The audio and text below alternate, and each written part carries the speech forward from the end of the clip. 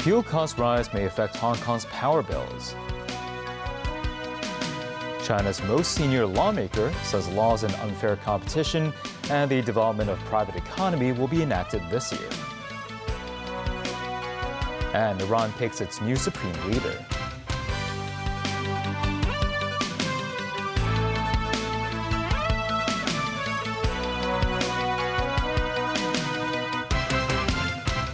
Good evening and welcome to TVB News. The war in the Middle East has disrupted crude oil supplies, pushing oil prices to a 3-year high. The surge in oil prices has also driven up natural gas costs, leading to an increase in fuel expenses. Some experts predict that Hong Kong residents may face higher electricity bills next month. Samantha Lee has more. Raging conflict in the Middle East is impacting regions as distant as Hong Kong. Fighting has halted virtually all traffic through the Strait of Hormuz, a critical global energy choke point. TVB News has kept a close watch on prices at this petrol station in Wan Chai for days. Since the war broke out a week ago, the price for unleaded petrol per litre has grown by nearly $1. This car owner complained that Hong Kong has the highest fuel prices in the world. For those who drive for a living, the rising prices represent a heavier than usual financial burden. If there is no profit, I would rather not do the job, this driver said. The oil spike isn't just a headache for drivers, but every household in the city. Hong Kong's electricity tariff is in 2 parts, the basic charge and the fuel clause adjustment. The latter is adjusted monthly. Former member of the Energy Advisory Committee William Yu speculates electricity bills could rise as early as next month. However, he said the scale of the increase depends on several factors, such as the duration of the war and the volume of remaining oil reserves. Following the outbreak of the Russia-Ukraine war, both power companies in Hong Kong hiked their fuel prices. Back then, for a 3-person household consuming 275 units of electricity a month, that meant an extra $40 to $80. Yu believes the hit could be harder this time. He explains that the scope of impact is larger, as natural gas facilities are at stake, while a larger geographical area is affected. He believes this crisis is a wake-up call for energy security, prompting everyone to figure out ways to keep supply stable. Hong Kong Electric relies heavily on natural gas, with 12% coming from Qatar. The utility provider states it is monitoring global energy markets and will continue to procure fuel prudently. Meanwhile, the CLP notes that its fuel mix is diversified, including coal and renewable energy. It maintains that the Middle East situation has not yet significantly impacted electricity prices, but the company will closely monitor the development and try to lessen the financial impact on consumers. Samantha Lee, TVB News. The rapid surge in oil prices is beginning to take its toll on the city's tourism ministry. Some travel agencies predicted there'll be a hike in fuel surcharges on average as soon as next month, with costs increasing by $100 to several $100. Residents planning to travel abroad for the Easter holidays next month may choose to fly alternative routes to steer clear of the Middle East. But pricier tickets caused by the rise of global fuel surcharges are unavoidable. While the surcharges are adjusted on a monthly basis, different airlines have adopted various policies on the matter. Cathay Pacific, the city's flagship carrier, reduced prices back in February. Short-haul flights between Hong Kong and Japan, South Korea and Thailand only required a surcharge of $142, while long-haul flights between the city and Europe, the US and Australia required a surcharge of $569. Cathay said it assesses its fuel surcharge levels every month and mainly makes its considerations in accordance with the aviation sector's fuel market situation. This, as many travelers believe a hike in fuel surcharges will only be a matter of time. This woman said direct flight options are limited, so there's no choice but to pay more in the future. While this man said the increased surcharge may just rise to around $1,000, calling it an acceptable price. Some travel agencies revealed that a number of local airlines already decided to increase fuel surcharges, with the price increasing by between $50 and $100 for short-haul flights and $200 and $300 for long-haul flights. The change in prices could be applied as soon as the Easter holidays. Steve Hoon, the executive director of a local travel agency, said the increased surcharges will not affect the quality of meals or hotel options that airlines provide for passengers, and stressed the price differences will be barely noticeable. The National People's Congress Chairman Zhao Leji has called for efforts to promote the high-quality development of NPC's work this year. He also announced that China will enact a law against cross-border corruption and strengthen legislative research in fields including artificial intelligence. Sakir Ip has more from Beijing. The second plenary session of the National People's Congress was held on Monday, attended by President Xi Jinping.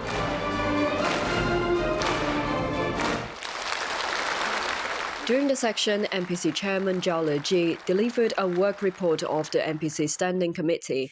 He stated that over the past year, the committee reviewed documents related to private enterprise regulation and passed 24 legal documents, including those strengthening legislation in the economic sector.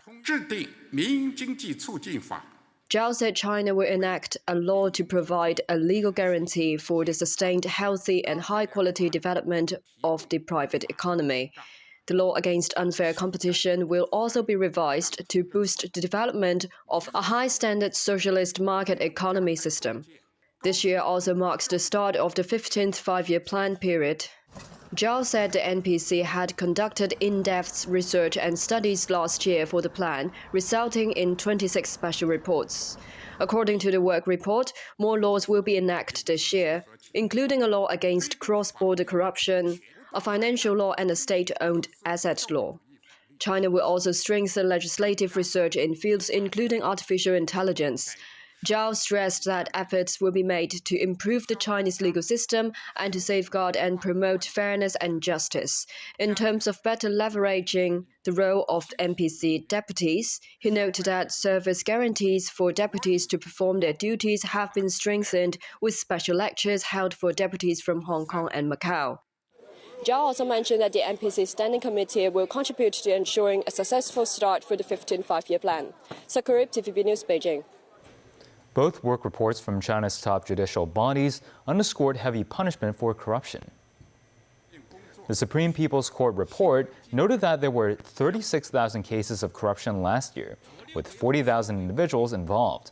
Meanwhile, the Supreme People's Procuratory report indicated that at least 3,200 people were prosecuted for bribery over the past year.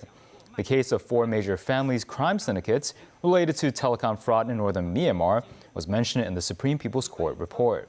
It emphasized that crimes committed abroad that harm Chinese citizens will still be punished according to Chinese law.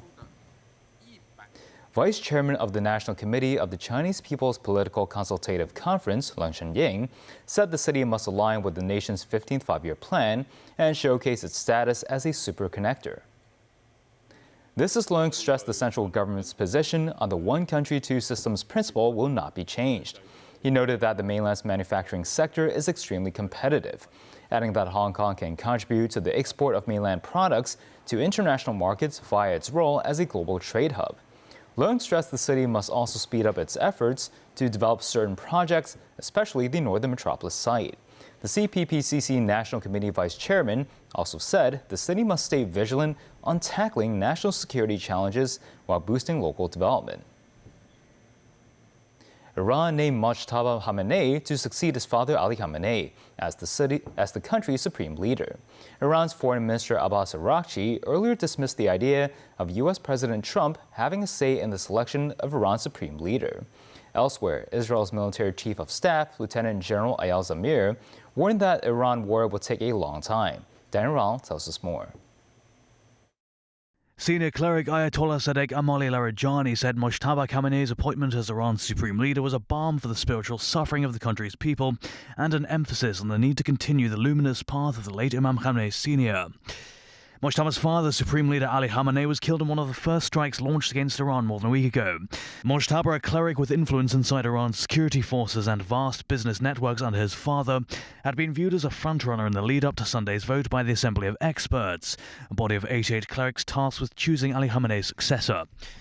The position gives Mojtaba the final say in all matters of state in the Islamic Republic. In an interview with the Times of Israel after the new Supreme Leader was named, US President Donald Trump declined to respond, saying only we'll see what happens. An analyst said it's unclear what impact Mojtaba Khamenei will have on the conflict with Israel and the US. It's expected that at some point he'll provide a pre-recorded statement to people of Iran trying to describe what his plans are. But what we've seen from the Guard, which has long had ties to Khamenei, is just these pounding attacks that have spread across to hit oil infrastructure as well as water desalination plants. And that is the lifeblood of the Gulf Arab states, and we're starting to hear more criticism from them. Saudi Arabia this morning issued a very stinging statement warning that Iran would be the, quote, biggest loser if it continued these attacks. So Khamenei comes into power, likely already targeted by Israel, and possibly facing the greatest challenge that his country's theocracy has ever seen. It remains unclear just what he'll do, and it remains unclear just what will come next. Earlier, speaking on NBC's Meet the Press, Iran's Foreign Minister Abbas Araghchi dismissed the idea of US President Trump having a say in the selection of Iran's Supreme Leader. We allow nobody to interfere in our domestic affairs. This is up to the Iranian people to elect their new leader. They have already elected the Assembly of Experts, and the Assembly of Experts would do the job. It is only the business of the Iranian people and nobody else's business. Elsewhere, Israel's military chief of staff, Lieutenant General Eyal Zamir, warns the Iran war will not end soon. He said Israel has been in a state of ongoing emergency for 2 years now and needs to show perseverance and patience. Zamir said the war will take a long time. However long it takes, it will take. General TV News. And still ahead, Israel continues its attack within Lebanon. And police tighten security checks on wrongful court workers after last week's suspected theft.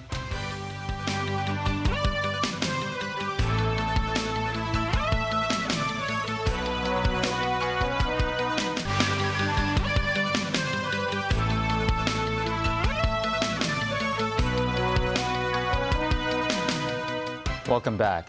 Iran launched more attacks on Gulf countries Monday, hours after Mojtaba Khamenei was named the country's supreme leader. This as Saudi Arabia sharpened its warnings to Iran, telling Tehran it would be the biggest loser if it continues to attack Arab states. Meanwhile, Israel launched a series of strikes on Beirut. Its renewed offensive in Lebanon began last week after Hezbollah launched rockets toward northern Israel. Tracy Furness reports. An explosion in Beirut early Monday. Smoke rising from the buildings as the tensions between Lebanon and Israel continue. The Israel strikes were the latest after a series of attacks on the southern suburbs of Beirut that started last week. And at least 10 people were killed when Israel struck Sir al-Ghabia in southern Lebanon Sunday. Local officials said residents gave a higher death toll figure and said women and children were among those killed. The mayor of the town said the massacre took place at 6 a.m. in a 3-story building where 14 people were killed and 6 were wounded. We are used to it. This is Israel, and whatever happens, it will not impact us. This, as Qatar's Prime Minister said, Iran had betrayed Doha by attacking Gulf countries and urged all sides in the war to de-escalate the conflict. Unfortunately, there are some justifications and pretexts that they've been using to justify these attacks on the state of Qatar and the other countries, which is totally rejected, and no one will be able even to justify them. It is a big sense of betrayal. He went on to say that the attacks by Iran should stop immediately. First of all, our message to the Iranian, they have to stop the attacks right away. It should stop instantly. What happened is really a huge shakeup for the trust in the relationship that we have with Iran. We will continue talking to the Iranians. We will continue trying to seek de-escalation. Meanwhile, Bahrain reports further Iranian attacks showing here damage at the University of Manama. Bahrain authorities announced that the country had intercepted and destroyed 3 missiles and 13 drones launched from Iran on Sunday. The National Communications Center said 95 missiles and 164 drones have been intercepted and destroyed since the start of the war between the US, Israel and Iran. Tracy Furness, TVB News. China's Special Envoy on Middle East Issues, Zhai Jun, has expressed deep concern over rising tensions in the Middle East. He stressed that promoting peace and ending hostilities is the fundamental way out of the current situation. Zhai made the remarks Sunday at a meeting in Saudi Arabia with Saudi Foreign Minister Faisal bin Farhan Al Saud. Zhai urged all parties to immediately stop military operations to prevent further escalation and avoid causing more harm to the people of the region. He added, any attack on innocent civilians and non-military targets should be condemned. The Saudi foreign minister expressed appreciation for China's consistent commitment to fairness and justice and voiced hope that China will continue to play a positive role in promoting a ceasefire. Norwegian police are investigating a potential explosion outside the U.S. Embassy in Oslo early Sunday. Police received reports of a loud bang or explosion around 1 a.m. Local media reported minor damage to an entrance of the embassy. People nearby said the street was blanketed in thick smoke following the blast. No injuries were reported. Police are seeking to talk to witnesses as they search for any perpetrators. PST, the Norwegian Police Security Service, called in additional personnel following the incident, but has not changed the country's terror threat level. Parts of Kansas City International Airport in the U.S. were being evacuated Sunday afternoon as authorities looked into a potential threat. An airport spokesperson said via email that the threat was first reported at 11:15 a.m. and the entire terminal was evacuated. He said flights that have landed since then were being held on the taxiway. The FBI said it was aware of the incident and its personnel were working with airport personnel and law enforcement officials to determine the credibility of the threat. The evacuation order was eventually lifted after 2 hours, and the airport's operations returned to normal. Scotland's Glasgow Central Railway Station was forced to close Monday following a major blaze at a nearby vape shop, with travel disruption expected throughout the day. There is no estimate on when Scotland's busiest station will reopen, Britain's National Rail said in the statement. Firefighters were called to the scene on Sunday afternoon and were still battling the blaze at the 4-story building as of 5 a.m. on Monday. A spokesperson from Scottish Fire and Rescue Service said there were no reports of casualties. The political party, led by the former Kathmandu mayor, is set for a landslide victory in Nepal's first parliamentary election after the 2025 protests that ousted the old leadership. The National Independent Party, or RSP, formed only 4 years ago, had already won 117 of 165 directly elected seats and led in 8 other constituencies in the results published Sunday by the National Election Commission. Other parties and candidates won only 36 seats in total so far. Final results are expected later in the week. The remaining 110 seats in the 275-member body are allocated through a proportional representation system.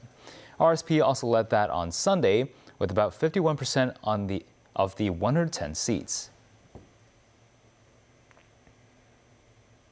Rescuers continue to search for several people reported missing after a deadly avalanche of garbage at Indonesia's largest landfill. At least 5 people died in Sunday's collapse of the rubbish dump at the Bantar Gebang integrated waste treatment facility just outside Jakarta. The massive slippage at the sprawling dump site was triggered by heavy overnight rain. More than 300 search and rescue personnel were deployed to the landfill to search for survivors and retrieve bodies. Police have tightened security measures at Taipo's Wangfu Court after 3 workers were arrested on suspicion of theft at the complex. Most deny reports on how the workers' day may be affected. Construction workers gradually arrived at the Wangfu Court complex after 8 a.m. They lined up at the blue tent to register with the police before being allowed inside the site. While that was not a new measure, the police on Sunday said authorities would implement tightened security policies on the site.